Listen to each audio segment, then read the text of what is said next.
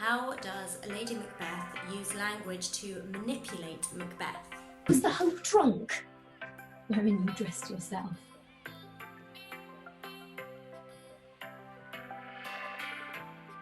Strong language, but it's all being used to put him down and in a way force him to come back stronger.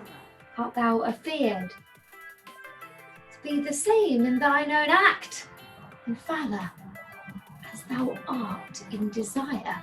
She taunts him. I dare do all that may become a man. Who dares do more is none. Oh, what beast was then that made you break this enterprise to me? There we are. That is a very brief introduction into the way language is used to manipulate Macbeth.